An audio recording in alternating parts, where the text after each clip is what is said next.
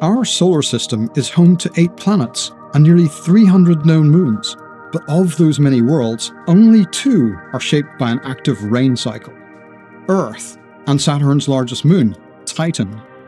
Now, NASA's James Webb Space Telescope has discovered a new molecule in Titan's atmosphere, one that may have implications for the future of this surprisingly Earth-like world. From space, Titan appears to be a featureless orange globe, with its lower atmosphere and its surface hidden by an organic haze. But when we look at the moon in infrared, its features emerge: dark dune fields circling the equator, vast plains in the mid-latitudes, and in the far north, lakes and seas rivaling the Great Lakes of North America. Unlike Earth, these bodies are not made of liquid water, but of hydrocarbons like methane and ethane, chilled to cryogenic temperatures. From 2022 to 2023, my colleagues and I studied Titan with the Webb telescope and the Keck Observatory on Mauna Kea. Their powerful infrared vision cut through Titan's haze to reveal its northern hemisphere during late summer. What we saw were 2 broad areas of methane cloud cover around 55 degrees north, close to the largest lakes and seas. In 2004, NASA's Cassini orbiter made its first close encounter with Titan while the southern hemisphere was in summer. Cassini witnessed rain clouds forming in the drier south polar regions due to seasonal heating and evaporation.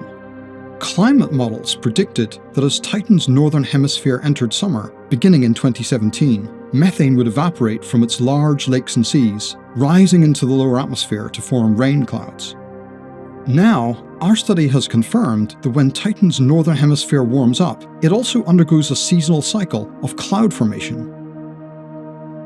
In addition to taking pictures of Titan, we used the Webb telescope's mid-infrared instrument, or MIRI, to study the makeup of its atmosphere. MIRI is both a camera and a spectrometer. It can break apart the light from an object to determine its chemical composition.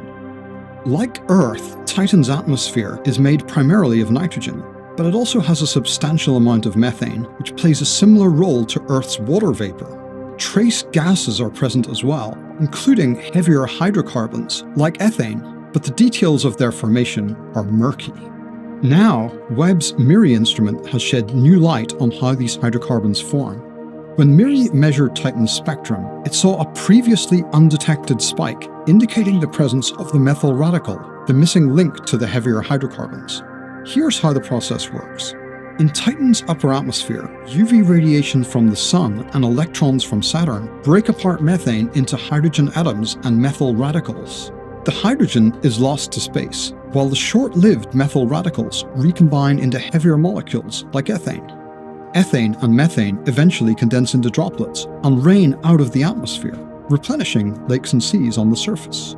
Rainfall on Titan has yet to be directly observed, but the discovery of methyl radicals fills a gap in our observations, and it supports our understanding of this surprisingly Earth-like world. Further discoveries will come in 2034, when NASA's Dragonfly mission touches down near the equator during northern winter. Dragonfly will drill into the icy surface to look for complex molecules made from Titan's abundant methane, nitrogen, and oxygen. Of particular interest to its search are amino acids, the building blocks of proteins that make up life on Earth. As spring slowly returns to the northern hemisphere in the late 2030s, Dragonfly may also become the first mission to witness rainfall on another world. Looking ahead to the far future, our study hints at an intriguing possibility for the evolution of Titan's climate. If the methane that is being broken apart in the upper atmosphere is not replenished from the moon's interior, it could eventually disappear from the environment. Over tens of millions of years, Titan's lakes and seas could dry up. Its shorelines could gradually give way to the encroaching desert. Its rain clouds and organic haze could vanish, leaving a dark blue sky. At last, Saturn would be visible from Titan's surface, gazing down upon a world of dry lake beds, empty river channels, and endless dunes.